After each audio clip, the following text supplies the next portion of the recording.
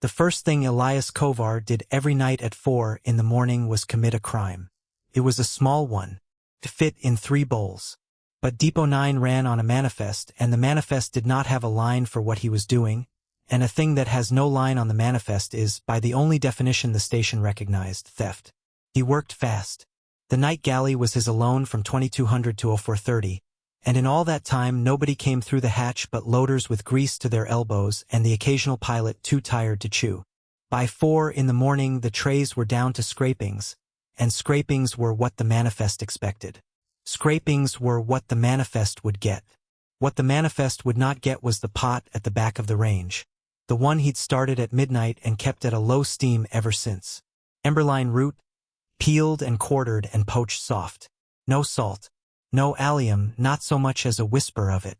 A spoon of pressed seed oil stirred through at the end for the fat they needed and never got. He'd learned all of it the hard way. He had the memory of the first night to prove it. He set the 3 bowls on the counter and laid a hand flat against the side of each one in turn, the way you test a bottle for an infant. Warm, not hot. 40 degrees was the line, and above the line their mouths blistered, and he had learned that the hard way too. Then he took the wooden spoon off its hook, tapped it twice against the rim of the pot, tock, tock, and hung it back up. His father had done that 40-odd years ago, in a kitchen on a world Elias could no longer afford the fare to reach. 2 taps to say food's up, in a house where nobody was listening. He had never once decided to keep doing it. It simply came with his hands. Before the door opens, do me one small favor. Drop a hi below and tell me where in the world you're listening from. And while you're there, tell me the one meal that still tastes like home to you. I read every single one. Thank you for being here. This channel only exists because of you. The hatch cycled. They came in the way they always came in, quiet and in order and wrong. Any 3 human children would have come through that door as a mob. These 3 came through it like a boarding party. The eldest first, sweeping the room before her siblings' feet crossed the threshold. One long hand held low and back in a gesture that meant wait. She was 13 or thereabouts if you translated the years across, and she was very tall and very thin, and her skin in the galley lights was the pale ash lavender of a sky about an hour before it decides on a color. Her eyes were amber all the way across, no white anywhere in them, with a soft vertical oval where a human pupil would be. The fine silver filaments that grew where hair should have grown lay flat and smooth along her skull. Flat meant calm. He'd worked that out around night 40. Counter's clear, Elias said, not looking up. Nobody's been through since 2. Sura's crest stayed flat. She stepped aside. The boy came past her at speed, the way he always did, all elbows and opinions, and hauled himself onto the stool at the end. 9, near enough. His crest never lay flat for more than a minute at a time. And behind him, holding the trailing edge of her sister's coat in 4 long fingers, came the small one. She was 5. She came up to the height of the counter and no further, so that she had to be lifted, and she had never in 411 nights said a single word. Elias lifted her onto the middle stool. She weighed nothing.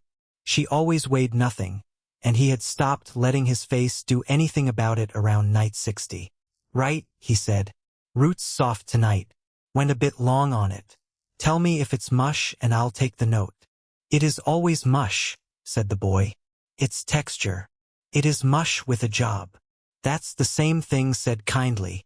Elias slid the bowls across. Eat. They ate. And this was the part that he never got used to, not on the 4th night and not on the 400th. The silence of it. 3 children eating and no sound but the bowls. No chatter with the mouth full. No arguing. Nothing dropped. They ate like people who had learned, somewhere, that eating was a thing you finished before it could be taken away. He turned his back and made a business of the range so they didn't have to be watched. The rules were 4, and none of them had ever been spoken aloud, and all 4 of them held. He did not ask their names. He did not ask where they slept. He did not follow them when they left. And he did not ever, under any circumstance, mention them to another living soul. He'd worked out the rules on the first night, from the way the eldest had stood in his doorway with her shoulders squared like a soldier's and her hands shaking like a child's. She'd been ready to run. Anything he said would have decided which way. So he had said the only thing he could think of that didn't ask her for a single thing. There's food. It'll go in the recycler otherwise. You'd be doing me a favor. It was a lie so thin you could read a manifest through it, and she had taken it anyway because she had 2 smaller ones behind her and no room left for pride. That first night he'd given them what he had, which was stew. Good stew, salted, onions in it, the sort of thing he'd have been proud to hand a hungry man. The boy got 2 mouthfuls down before he started making a sound Elias had never heard before and hoped never to hear again. Surah had him off the stool and doubled over the drain in under 2 seconds, and the light down the center of the boy's throat, that narrow line that ran from jaw to collar and glowed a soft warm gold when he was happy, had gone the color of cold gray water. Elias had stood there with a ladle in his hand and understood, entirely and at once, that he was an idiot who had nearly killed a child with kindness. They didn't come back for 3 nights. He spent those 3 nights in the depot's public terminal reading everything the archive had on veteran dietary physiology, which was not much and cost him credits he didn't have, and on the 4th night he had a pot of unsalted root at the back of the range and a handwritten sign on the counter that said, in his terrible block capitals, I looked it up. I'm sorry. Surah had read the sign for a long time. Then she'd said the only sentence she said for the next 2 weeks. 40 degrees. Say again. Our mouths. Above 40 degrees. She'd looked at the floor. You did not know. I do now, Elias had said. That was night 4. Behind him on the steel counter edge. For scratches. Tonight the scratches ran the whole length of the counter's lip in tidy blocks of 5. Worn shiny where his hip passed them 100 times a shift. And if you cared to count them, and he did, they came to 411. Kovar. He knew the voice before he turned. Everyone on Depot 9 knew that voice the way you know a leak. Deputy Administrator Cass Barrel stood in the hatchway with a tablet held against his chest like a shield. He was a small, neat man in a pressed gray uniform that nobody had asked him to press, and he had the specific, careful unhappiness of a person whose entire authority came from a spreadsheet. Elias moved. Not fast. Fast is what people remember. He simply took 1 step to his left, and his shoulders, which were considerable, closed the sight line between the hatch and the 3 stools. Bit early for you, Cass. Variance report. Beryl didn't look up from the tablet. Night galley. Rolling 90-day. Riveting stuff. 0.6%. Now he looked up. 0.6 Kovar. Against a station mean of 0.11. Do you know what that flags as? Generous portions. It flags as loss. Beryl took a step in and Elias took a matching step, and neither of them acknowledged it. You are the single largest unexplained consumption variance on this depot. You are beaten by no galley, no mess, no vendor. There are 240 souls aboard this station, and somehow the night shift eats like there's 400. Behind Elias, 3 bowls had gone completely silent. Loaders come off a 12-hour, Elias said. They eat. Then it will be in the swipe log. Some of them are too tired to swipe. I feed them anyway. Then that, Beryl said with real feeling, is theft with extra steps. Elias let the silence sit for a moment. He'd found that Beryl could not survive a silence. He'd fill it eventually with something he hadn't meant to say. There's a vendor group, Beryl said, right on cue. Chain outfit off the Ember line. They've made an approach for the night slot. Fixed portions, sealed trays, 0 variance. He tapped the tablet twice, primly. 0 Kovar. They'll serve reconstituted protein in a plastic dish and charge $2.50 for it. They will serve it accountably. And when a loader's short that week, they'll go hungry accountably. Elias reached back without looking and turned off the range. That what you want on the ledger? What I want, said Beryl, and for 1 second something almost human moved behind his face. Is to not be the man they hang it on when someone above me finally reads the report.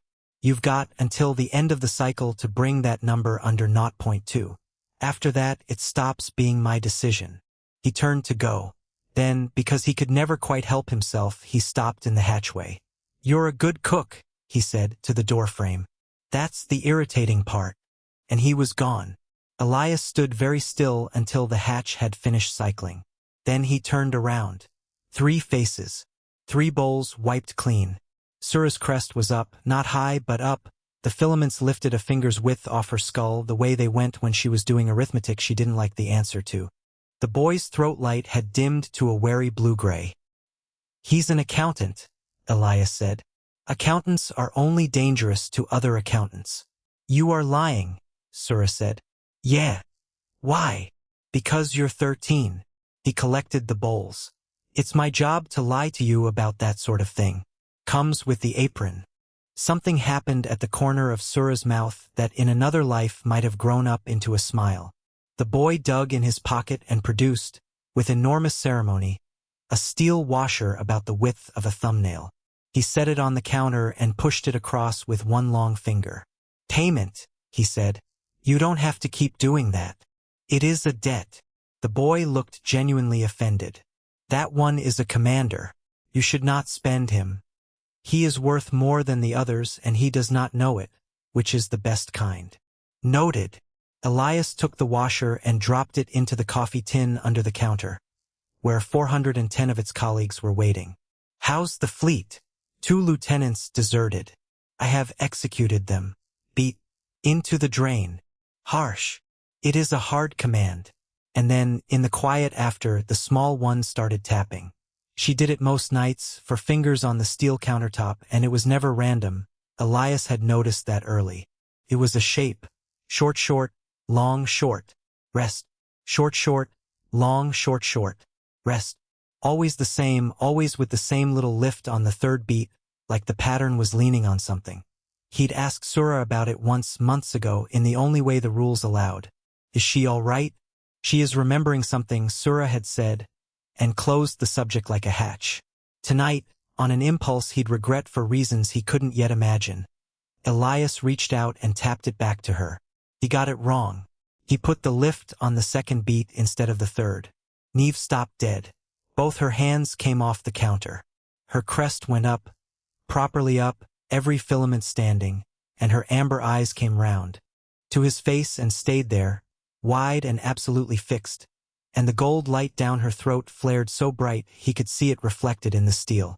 Elias froze. "Sorry. Sorry. I've mangled it." Neve slid off her stool. She crossed to him. She took his enormous scarred hand in both of her small 4-fingered ones, turned it over, and very carefully, very deliberately, tapped the pattern into his palm. Short, short. Long, short, short. The lift on the third beat. Then she looked up at him and waited, and there was something in the waiting that was much, much older than 5. "Third one," Elias said quietly. "That's where the weight goes." "All right." He tapped it back into her palm. "Correctly." Neve let out a breath. She leaned forward and put her forehead against the back of his hand, just for a second, and the gold light in her throat went steady and warm as a lamp.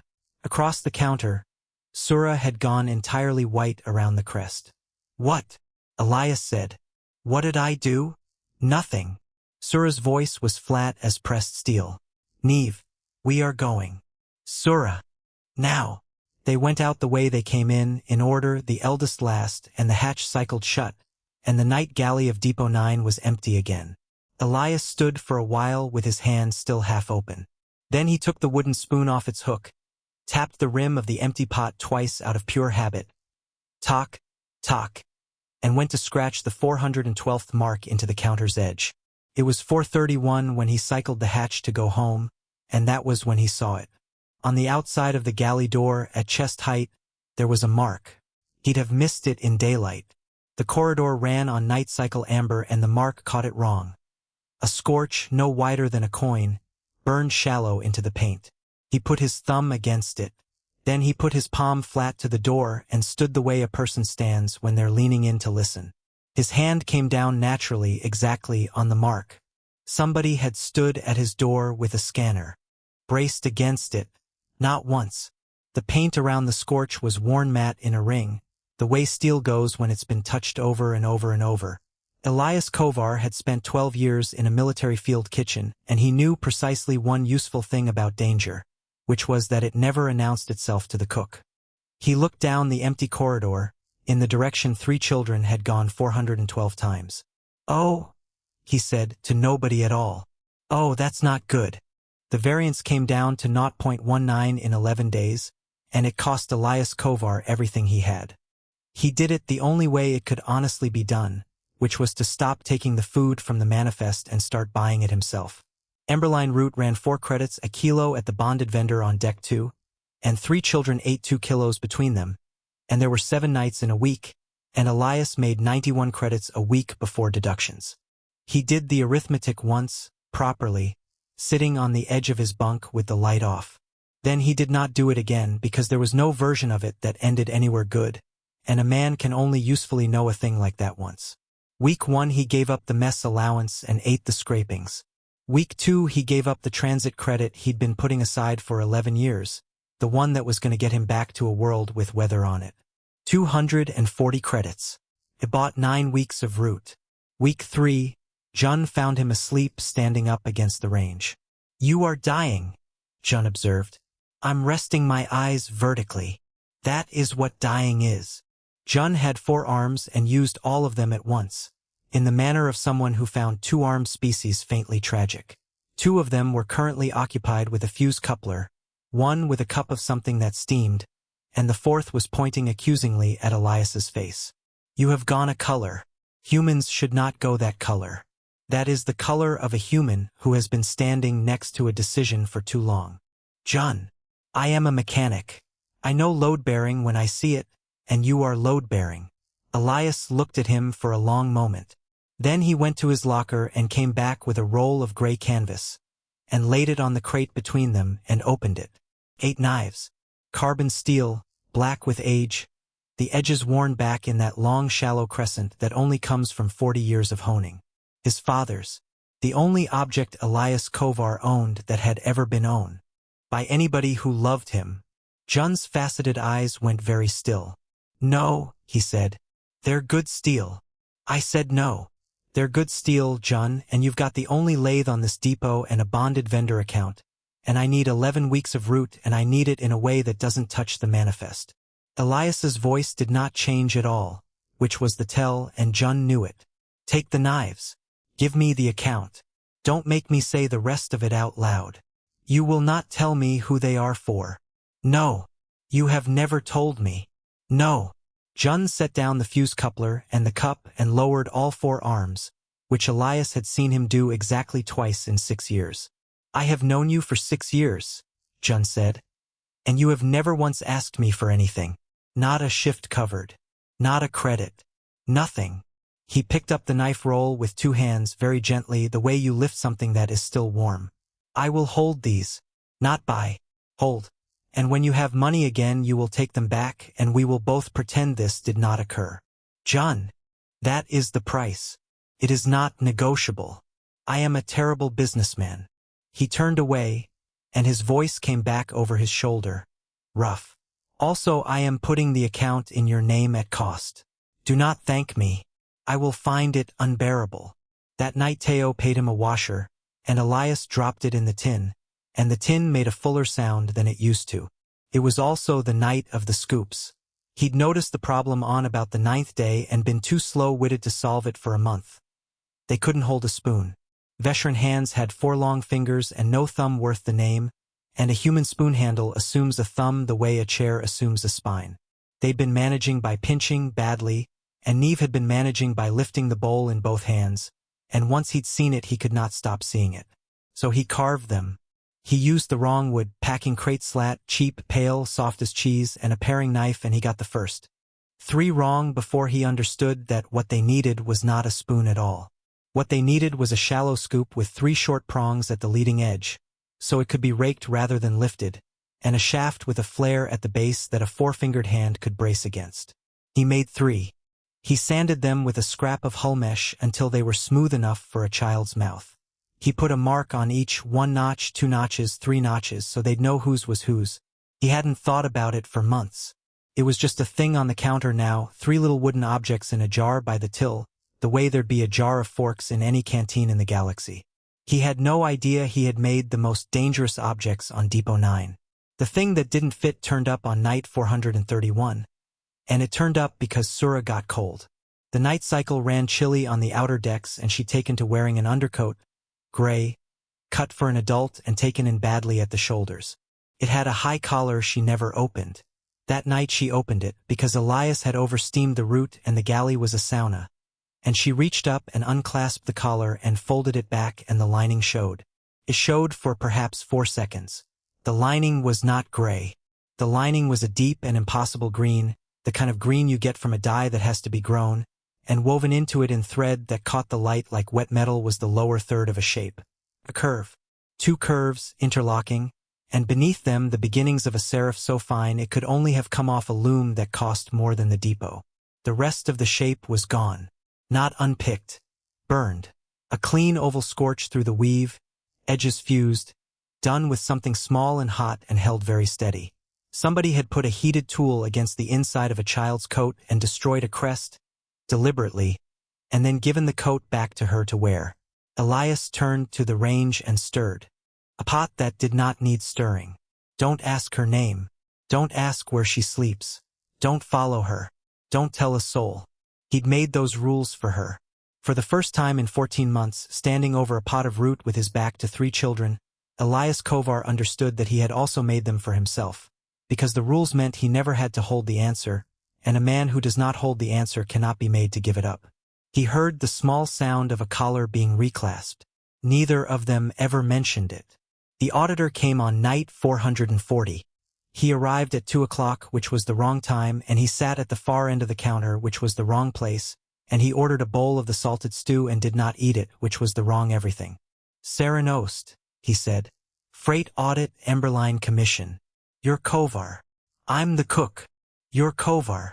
Ost had a mild, symmetrical, entirely forgettable face and the flattest eyes Elias had ever seen on a living thing.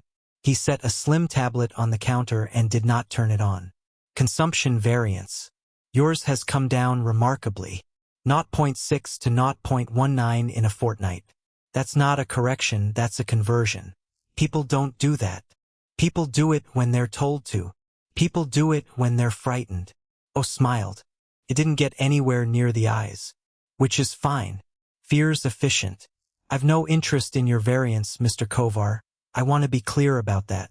I read the report because it was the only interesting document on this station. Then you should read more. Oh, I do. Ost picked up his spoon, looked at it and put it down again. Do you know what caught me? Not the total. The shape. Your loss doesn't move with your footfall. Busy nights, quiet nights, docking cycles, holidays. Footfall swings 40% and your variance doesn't move at all. It's completely flat. He tilted his head. That's not slippage. Slippage is noisy. Flat means schedule. Elias wiped the counter. It's a canteen. It's the same amount of food, leaving the same room at the same hour, every single day for 14 months. Ost's voice never rose. That was the horrible part. That's not theft, Mr. Kovar. Thieves are opportunists, they take when it's easy. That's a feeding. The rag stopped. It was a quarter of a second. Maybe less. Elias picked it up again immediately and kept going, and it made not the slightest difference, because the man at the end of the counter had not come here to look at a tablet. There we are, Ost said softly. You want the stew reheated or not? I want to ask you something, and I'd like you to notice that I'm asking it politely. Ost leaned in, and his hand came out and turned the little jar by the till a few degrees, so that the 3 wooden scoops rotated to face him, and his flat eyes rested on them for exactly 1 second too long. In 14 months of feeding whoever it is you feed, has anyone else ever come looking for them? The galley hummed. You're an auditor, Elias said. I am. Auditors ask about food. Serenos straightened up and put his tablet in his coat, and left 12 credits on the counter for a bowl of stew that cost 4. Keep it, he said. You look like a man who could use it. Do sleep well, Mr. Kovar. At 4:09 Elias set out 3 bowls and tested them with his palm and hung the spoon back on its hook. At 4:20 he checked the corridor. At 4:40 he put the bowls in the warmer. At 5:15, long after the dawn horn, long after the day galley crew had started banging trays 2 decks up, Elias Kovar was still standing behind his counter in the dark with 3 bowls of unsalted root going slowly cold, staring at a hatch that had not cycled. For the first time in 440 nights, the children did not come. They didn't come the next night either. Elias cooked anyway. He made the root at midnight, held it at a low steam, tested 3 bowls against his palm at 4:09 and set them on the counter, and at 5:15 he poured them into the recycler and scratched nothing into the steel.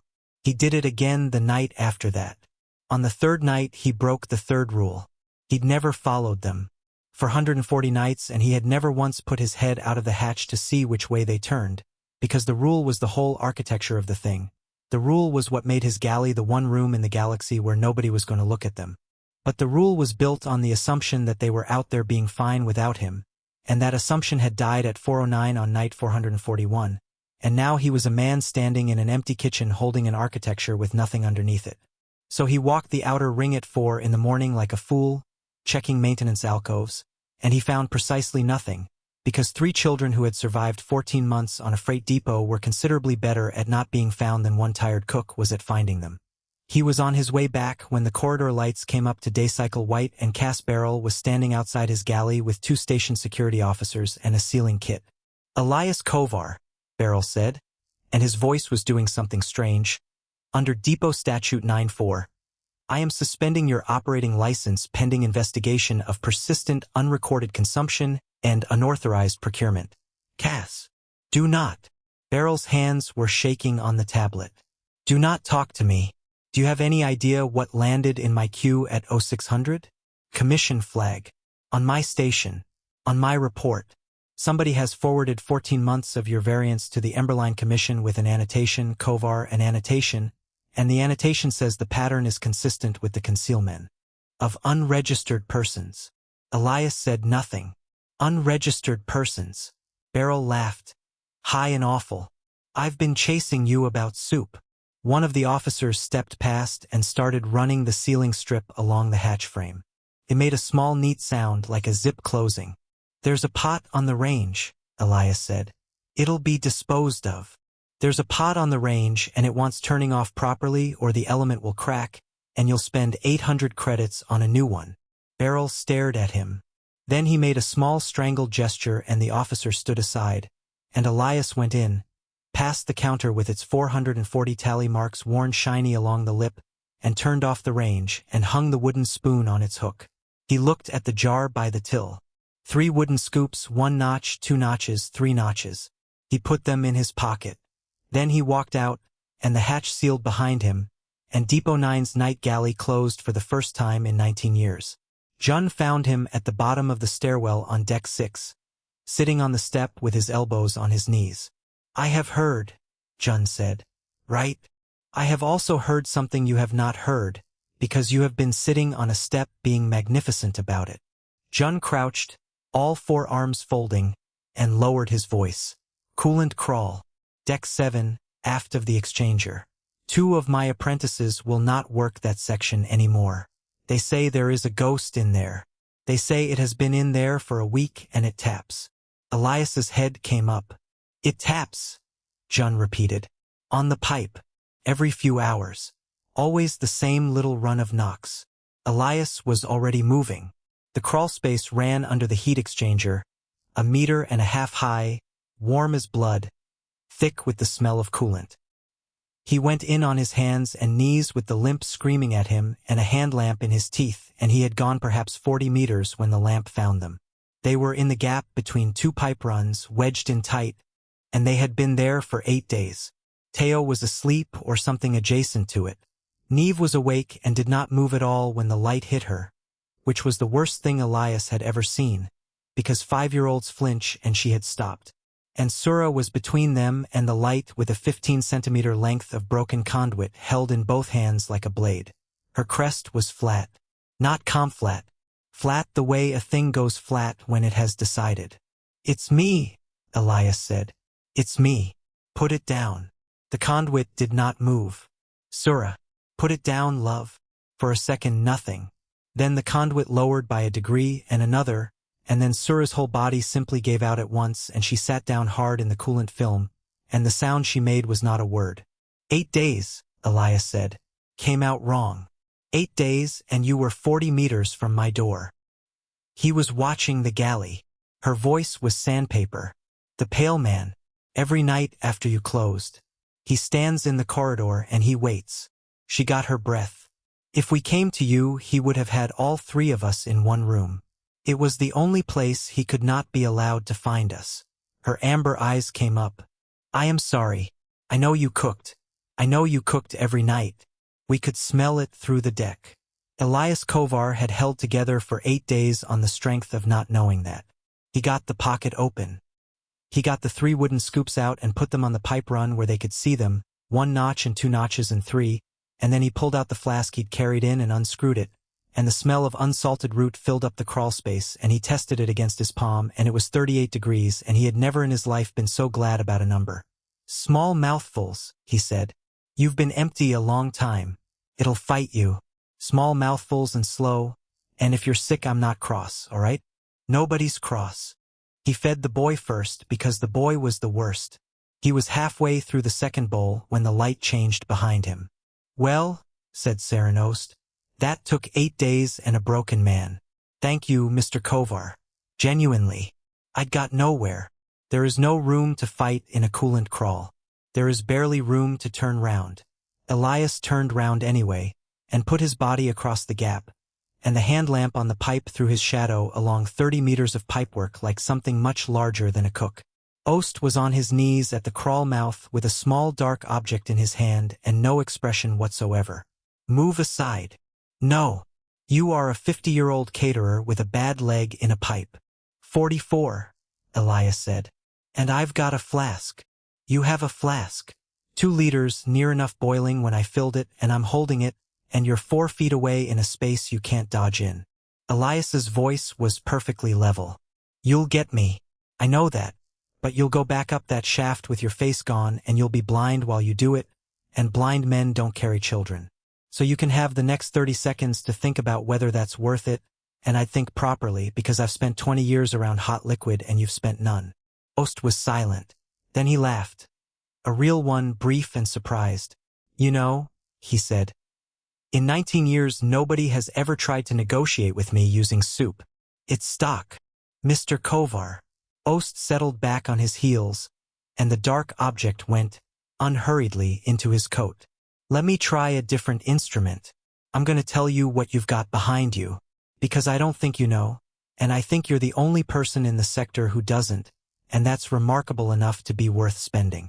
I don't want to know. No, you really don't. Ost's flat eyes glittered. The eldest is Sura Ilmarith. The boy is Teo. The small silent one is Neve. 14 months ago their father was opened up on the floor of his own council chamber by people I've had dinner with. Their mother inherited a crown and a war on the same night, and she did the only intelligent thing available. She took her 3 children, gave them false idents and a great deal of money, handed them to a courier, and sent them as far down the Emberline as the money would reach. Elias didn't move. The courier, Ost said, kept the money. The pipes ticked. So they came off at Depot 9 with nothing. And they couldn't ask for help, Mr. Kovar, and here's the part one want you to appreciate because it's genuinely beautiful. They couldn't ask because the asking is the trigger. The moment any one of those 3 says the name Ilmarith out loud on an open deck, it's in a log, and the log is in a lane relay, and I am reading that relay within 11 hours. Their mother knows this, which is why she cannot search for them either. 14 months. And the most powerful woman in 906 worlds has not been able to send a single message down this lane, because every message she sends is a map. He tilted his head.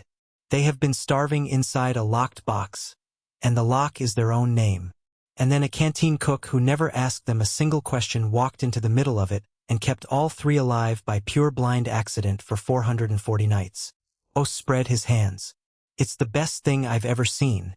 It's the only time in my career I've been beaten by a habit. Why are you telling me? Because knowing has a price attached, and now you're holding it. Ost's voice went soft and reasonable, and that was when Elias understood the man properly. He had never intended to fight. He had intended to sell. I don't need you to hand them over. I'd never ask that, you'd refuse, you're that sort. I read the whole shape of you off a variance report. All I need is for you to go up that shaft and go to your bunk and be a man who was never in this pipe. Nobody dies tonight. Nobody's blamed. You get your license back inside a week. I'll see to it personally. and your knives out of the mechanic's locker, and 400,000 credits in a clean account on any world with weather on it. He let it sit. You have been buying these children food with money you did not have, Os said gently, until you sold your father's knives. I know what that costs. I'm the only person here offering to pay you back. Elias looked at him for a long moment. Do you know what I did before this? He said. Field kitchen. 12 years. Do you know what a field cook actually does? Elias shifted his weight, and behind him a small hand closed around the back of his apron. He's the last one they tell. Nobody tells the cook the plan. He finds out where the line is because that's where the trays have to go. He finds out somebody died because there's a portion left over. His voice didn't rise. 12 years I fed men I wasn't told the names of, and every single time somebody above me decided something, they decided it in a room like the one you're offering me. And every single time, the price came out of somebody who never got asked. That's a very long way of saying no. It's a very long way of saying I'm the cook. Elias's hand tightened on the flask. And you don't get to give me the plan. Serenos sighed, and there was something almost like regret in it. Then I'll be honest with you since you've earned it, he said. I never needed to get past you tonight. No. I needed you to be in here. He looked at his wrist. Because 2 hours ago I sent a very short message up the lane. And unlike Her Majesty, I don't mind being read. Every pipe in the crawlspace hummed at once. Then the lights went out. Not the hand lamp, the station. Every strip, every panel, every deck. Depot 9 dropped into blackness so complete that Elias felt it in his inner ear, and somewhere far above them the emergency klaxon started, and stopped and did not start again. There we are, said Ost's voice, unhurried in the dark. They've come off the lane with no transponder. 11 minutes to hard dock. A pause. You'll have noticed the alarm stopped. Yeah. That's because they've got the station. And in the pitch black, wedged between two coolant pipes with her forehead against a cook's spine, 5-year-old Neve Ilmareth began, very quickly and very quietly, to tap. Elias got them out of the crawl in 90 seconds, which he would not have believed was possible, and which he managed because Sura carried Teo and he carried Neve and nobody once asked where they were going. He knew where they were going. There is one room on a freight depot built to survive an accident, and it is not the security office and it is not the bridge. It is the galley, because a galley holds 400 liters of superheated water under pressure, and station architects, who are cowards about exactly the right things, put the heaviest blast door on the depot between the galley and everybody else. The seal barrels officer had run along the frame, took him 11 seconds with a paring knife. Inside, in the dark, the range was cold and the counter was where it had always been, and his hand found the tally marks along the lip without needing to look. Sit them under the prep bench, he said. Right at the back, behind the leg. It's the thickest steel in the room. Elias. Sura's voice. First time she had ever used it. There will be 6 of them. Perhaps 8. Probably. You have a kitchen. Sura. He was already moving along the range by touch, opening the manual bypass on the steam line, hearing the hiss come up. I have worked in this room for 19 years. I know which of these panels is bolted and which is spot welded. I know the exchanger runs at 9 bar and vents at 11, and I know exactly where the relief goes when you block it because I've had it happen, and it took the skin off my leg. He found the blast door control and cracked it to 40 centimeters, wide enough to walk through single file, narrow enough that they'd have to. They're coming into a corridor 60 centimeters wide, in the dark, through a door I control, into a room full of steam that I built the map of. This isn't a kitchen tonight. It's the best ground on this station, and it's mine. Silence. Then Sura said, quietly, You have never asked us anything. No. I am going to tell you something anyway. Sura. Neve's tapping. Her voice cracked straight down the middle. It is not a game. It is the recall of our house. Our mother tapped it on our door every night of our lives. It means I am here. Come home. A breath. It is old, and it is ours, and there is not another family in the ascendancy that uses it. If it ever went out on an open band, on a lane beacon, on anything the relays carry, she would know inside a day. She would know it was us, and she would know we were alive, and she would come. Elias stopped with his hand on the steam valve. Then why in God's name hasn't it gone out? Because so would they, Surah said. Everyone who hunts us knows it too. If we send it, we are calling both. And we could not survive both. So we have sat on it for 14 months. She was shaking. He could hear it. But they are already here. They are 11 minutes from the dock and they already have the station and there is nothing left to hide from. So it is not a risk anymore, Elias. It is only a bet on who is faster. Elias Kovar stood in the dark in a sealed galley with 3 children under a prep bench and 400 liters of steam at his back. The emergency lane beacon, he said slowly. It's on the mast. It's got its own cell. It's not on station power. It can't be. That's the whole point of it. Yes. And I can key it from the galley wall panel because every food safety station on this depot is a mustering point, and mustering points get beacon access. He was already crossing the room. Surah, the rhythm. Give it to me exactly. Short, short. Long, short, short. And the weight goes on the third. There was a pause in the dark that was almost 100 years long. How do you know that? Surah whispered. Because she taught me, Elias said. For 112 nights ago, and she made me do it again until I got it right. He put his thumb on the beacon key. And in a dead station on the edge of the Ember line, on the open lane band that every relay for 900 worlds is legally obliged to carry, a canteen cook tapped out a lullaby. Short, short. Long, short, short. Again, again, again. They came at 4:09. Elias would think about that later and never be able to decide whether it was funny. He heard the outer hatch go, and the sound of unhurried boots in a corridor 60 centimeters wide, and he let them come, 3 of them through the blast door gap, then a 4th into a dark room full of the smell of coolant and old stock. Then he opened the relief valve on the exchanger and put 9 bar of live steam across the mouth of the corridor. He did not kill anybody. He would say that afterwards, repeatedly, to people who did not care in the slightest. I didn't kill anybody. He blinded 4 men in a scalding white fog and dropped the blast door to 11 centimeters on the 5th, and then he went through that fog with a 2-meter stockpot paddle, in a room where he knew the position of every bench by heart and they knew nothing at all, and the fight lasted 19 seconds and was the ugliest thing that ever happened in that kitchen. The 5th man got a hand through the gap and got Elias's forearm and pulled, and Elias felt something in his shoulder tear, and then Jun, four-armed, furious, and entirely uninvited, came down the corridor behind them with a hydraulic spanner and settled the argument. You are a terrible businessman, Elias managed on his knees. I have said this, Jun said. And then, above them, through the deck, came a sound that everybody on Depot 9 felt in their teeth. The long structural groan of a hull being clamped by something enormously heavier than the station. Saranost, sitting against the corridor wall with his hands flat on the deck where Jun had suggested he keep them, looked up. Ah, he said. She was faster. The lights came back on all at once at full day cycle white, which no one on Depot 9 had ever seen at 4 in the morning. The corridor filled with Ilmareth guard, tall, silver-crested, in armor the color of deep water, moving in a silence far worse than shouting. They took the galley in 4 seconds. Nobody spoke to Elias. Nobody spoke at all. Then they parted.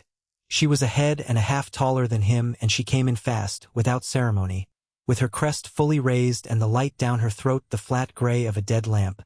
And she did not look at the guard or the steam or the man on his knees. She looked under the prep bench. Vaelira Ilmareth, holder of the Ashen Crown, sovereign of 906 worlds, got down on the wet floor of a freight depot canteen in a coat worth more than the station and gathered up 3 children. And the sound she made was one that Elias recognized, because he had heard it 8 days ago in a coolant pipe, out of a 13-year-old. It went on for some time. Nobody in that room, guard or officer or cook, moved a muscle. At last she stood. She kept Neve on her hip and Teo's hand, and Surah against her side, and she turned around, and her eyes came to rest on the enormous, filthy, bleeding human who had got up off the floor because it seemed rude not to. You are the cook, she said.